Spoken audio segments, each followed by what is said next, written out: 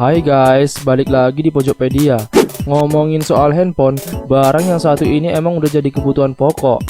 Mungkin kalau diurutin, handphone ini berada di urutan keempat setelah sandang, pangan, dan papan ya guys. Apalagi sekarang perkembangan handphone semakin canggih dengan fitur-fitur di dalamnya, yang membuat para penggunanya semakin betah berlama-lama menggunakan barang yang satu ini. Namun sebelum handphone ini canggih seperti sekarang, berikut Pojokpedia telah merangkum perkembangan handphone dari masa ke masa. Namun sebelumnya, buat kalian yang suka video ini tapi belum subscribe, please guys, subscribe dong.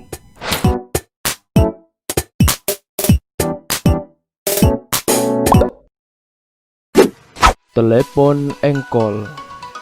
Telepon ini merupakan generasi pertama yang dipasang ke publik dengan menggunakan jaringan telepon tetap berkabel. Telepon engkol ini awalnya tidak memiliki nomor putar, hanya ada sebuah tuas yang harus diputar oleh penggunanya untuk menyambungkan dengan sentral telepon. Bel yang ada di sentral telepon kemudian berbunyi setelah ada sambungan dari pengguna. Operator lalu menanyakan nomor tujuan telepon. Setelah itu menyambungkan dua kabel di papan hubung dengan memutar nomor. Bila telepon tujuan berada di sentral telepon yang berbeda, operator di sentral 1 akan menelpon operator di sentral 2 untuk menghubungkan panggilan.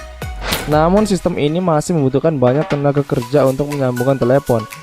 Sistem ini mulanya ditinggalkan ketika teknologi sentral otomat dibangun.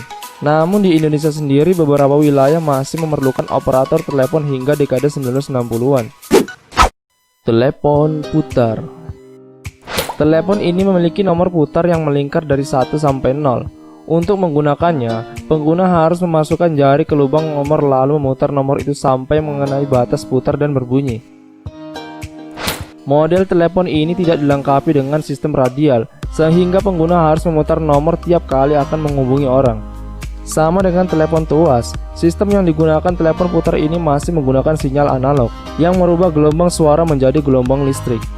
Meski demikian, telepon ini sudah tidak membutuhkan operator karena sistem sambungannya sudah otomatis. Panggilan akan langsung tersambung ke nomor tujuan, tidak harus melewati operator.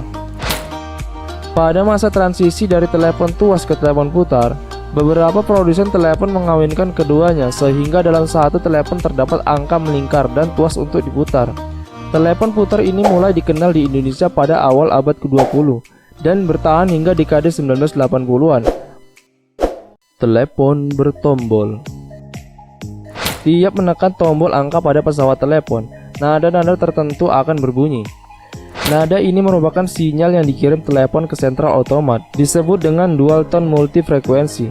Tiap nomor memiliki nada dengan frekuensi yang berbeda.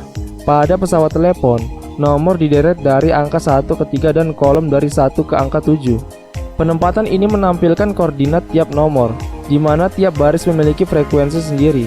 Tombol bintang dan pagar dibuat untuk memungkinkan komunikasi otomatis untuk akses ke komputer. Teknologi ini membuat penggunanya bisa melakukan panggilan dengan lebih cepat. Dan telepon ini juga memiliki fitur tambahan seperti radial dan telepon jarak jauh. NMT. Tidak seperti pendahulunya yang merupakan telepon tetap berkabel. Nordic Mobile Telephone atau yang disingkat dengan NMT ini ialah telepon nirkabel keluaran pertama yang beroperasi di Indonesia. Teknologi yang mulanya dikembangkan di Swedia dan Norwegia pada tahun 1981 ini mulai beroperasi di Indonesia pada tahun 1986. Telepon NMT ini beroperasi dengan sistem otomat untuk melakukan panggilan, namun masih menggunakan sinyal analog dengan frekuensi 450 MHz. Meski julukannya telepon mobile, namun bentuknya masih terlihat besar sehingga tidak mungkin masuk saku, melainkan harus ditenteng atau ditaruh di mobil. Komunikasi yang ditawarkan masih sebatas telepon lokal di sekitar Jakarta dan Jawa Barat. NMT ini juga belum bisa untuk mengirim pesan digital. AMPS.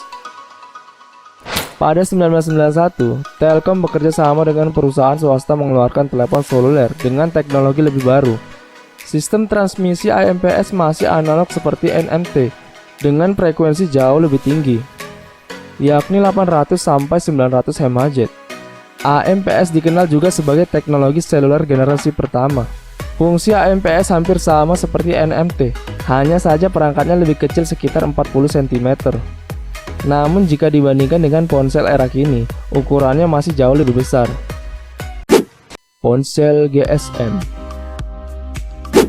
Global System Mobile atau yang disingkat dengan GSM merupakan teknologi yang dikembangkan di Eropa dan Amerika sekitar 1980-an. Pengembangan ini berlangsung selama 1 dekade hingga diluncurkan ke pasar pada 1990-an. Pemerintah berusaha memasukkan teknologi ini sehingga bisa digunakan di Indonesia. Fasilitas pendukung sistem GSM mulai dibangun Telkom pada 1993 hingga kelar 2 tahun setelahnya. Fasilitas yang ditawarkan jauh di atas NMT dan AMPS. Teknologi yang disebut 2G ini sudah bisa digunakan untuk berkirim pesan digital. Sebabnya, sistem pengiriman sinyalnya sudah digital, tidak analog seperti NMT dan AMPS. Awalnya ponsel ini muncul dengan layar monokrom, namun pada perkembangannya muncul layar berwarna hingga dilengkapi dengan kamera. Smartphone. Kalau yang satu ini pasti kalian udah tahu semua ya guys. Telepon genggam yang satu ini disebut smartphone lantaran kemampuannya sudah setara dengan komputer. Selain dapat digunakan untuk browsing internet, smartphone ini juga dilengkapi dengan kamera yang sangat jernih dan game mobile layaknya PS. Sehingga cewek-cewek alay dan anak lajang tanggung yang gabut dapat berselfie ria dan bermain game. Apalagi sekarang smartphone ini sudah dilengkapi dengan jaringan 4G sehingga dapat browsing internet dengan lebih cepat. Smartphone ini sebenarnya sudah beredar di Indonesia sejak 2005. Kala itu Nokia mengeluarkan smartphone dengan sistem operasi Symbian.